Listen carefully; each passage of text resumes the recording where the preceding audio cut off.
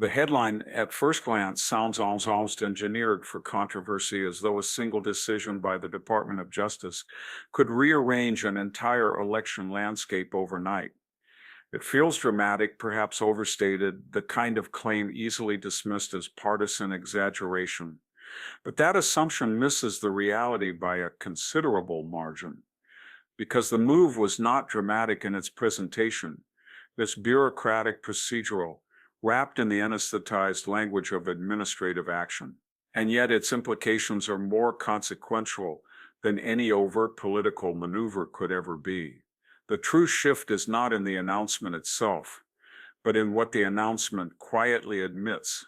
The media predictably framed the development as routine, a simple update, a procedural adjustment, nothing with strategic consequences, and certainly nothing that would alter electoral arithmetic. But the media's insistence on normalcy is, in this case, the clearest indication that something abnormal has occurred. And that's where this story actually begins. To understand the significance of the DOJ's action, one must strip away the official explanation, the carefully worded rationale offered as both shield and distraction. The announcement was presented as a clarification, a mere administrative refinement, but its real purpose was to recalibrate expectations before the public fully understood the stakes. It was not spontaneous. It was not an isolated decision, and it certainly was not the product of sudden discovery. This was preparation, the timing, the sequencing, the coordinated commentary from aligned legal analysts. All of it suggested an operation designed to blunt political fallout, while subtly shifting the terrain on which the election will be contested. This was not about legality alone. It was about narrative conditioning. It was about signaling to certain actors that the boundaries of acceptable conduct had been redrawn. And it was about creating advanced justification for actions that would have been unthinkable in a period of institutional stability. When the DOJ makes a move of this magnitude quietly but deliberately, it is rarely accidental. Bureaucracies do not improvise on matters that carry national implications.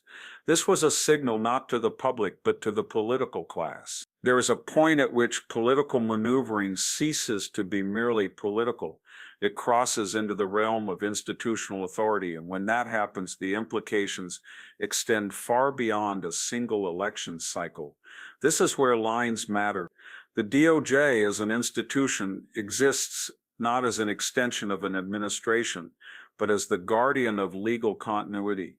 Its legitimacy depends on the perception and the reality that its actions are insulated from electoral considerations. And yet the timing of this move blurs that line with unsettling precision.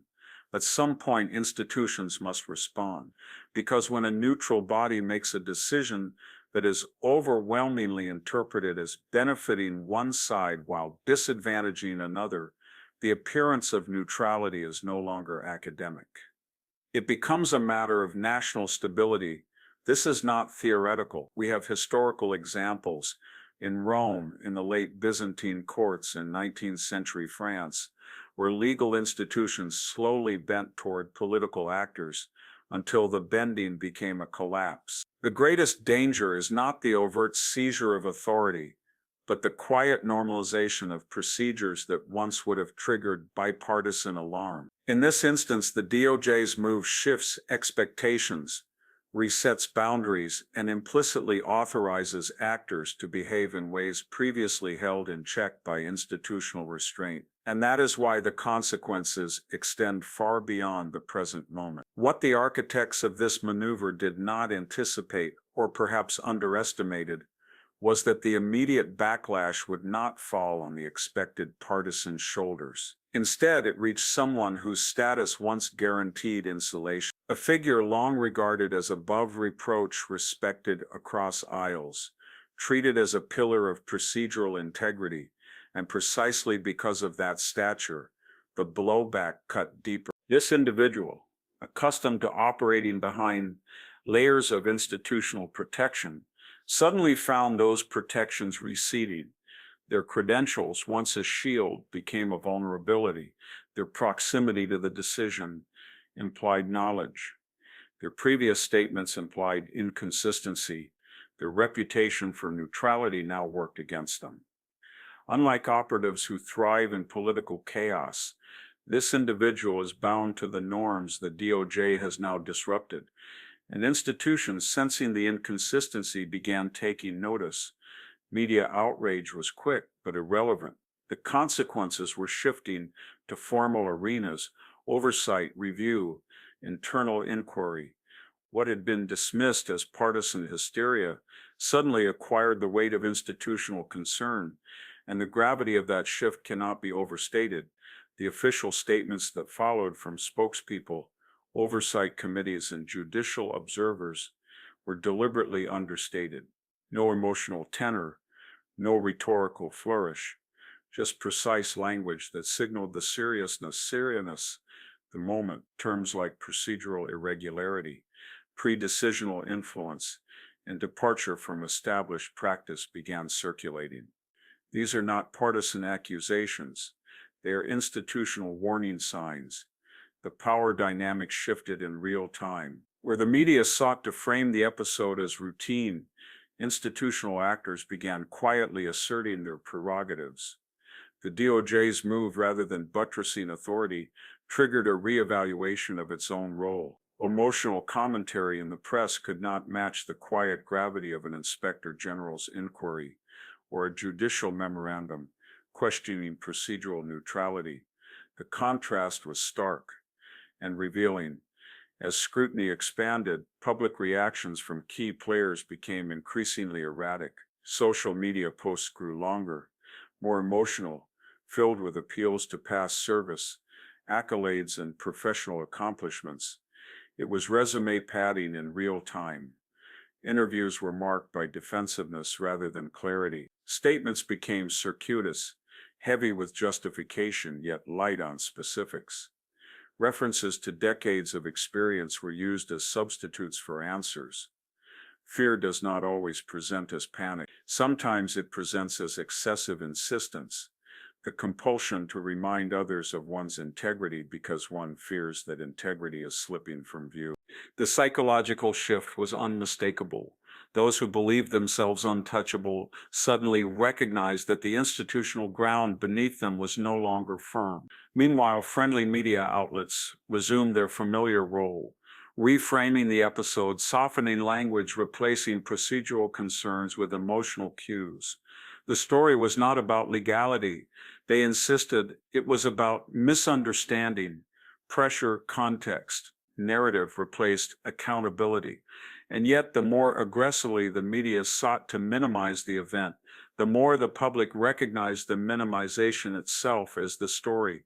The refusal to engage with the substance only underscored the significance of what had occurred.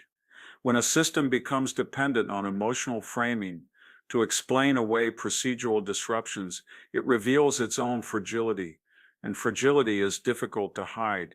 This episode is not an isolated aberration. It is a continuation of a pattern that has grown increasingly visible: the slow drift of institutional authority toward political utility. We have seen it in selective leaks meant to sway public opinion, in investigations initiated under opaque criteria, in the redefinition of norms that were once foundational. This is institutional decay, not sudden but incremental.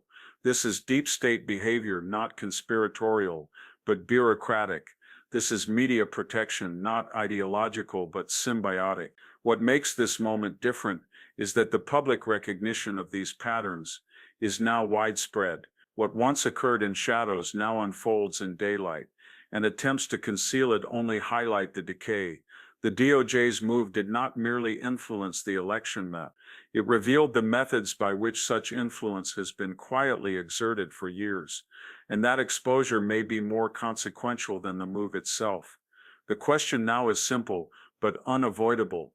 Does this moment trigger an institutional correction, or does it accelerate institutional decline? If oversight bodies assert themselves, the DOJ may face constraints long deferred. The election map would then shift not because of procedural manipulation, but because institutions chose to reestablish boundaries. If they do not, then the precedent stands and the next move will be bolder, the next boundary softer, the next election more vulnerable to administrative influence. This is not about outcomes. It is about consequences, the consequences of a republic testing the limits of its own resilience. In the end, what was intended as a quiet administrative maneuver became a catalyst for national reassessment. The DOJ sought to calibrate the terrain. Instead, it revealed the extent to which that terrain had already been altered. The attempt to manage perception exposed the vulnerability of the managers themselves, and the irony is unmistakable. A move designed to shape an election map has ended up reshaping the conversation about institutional integrity. Whether that irony becomes transformation or further erosion remains unresolved. But the warning is clear. When institutions cross the boundaries they were created to defend, the map they redraw is rarely the one they intended.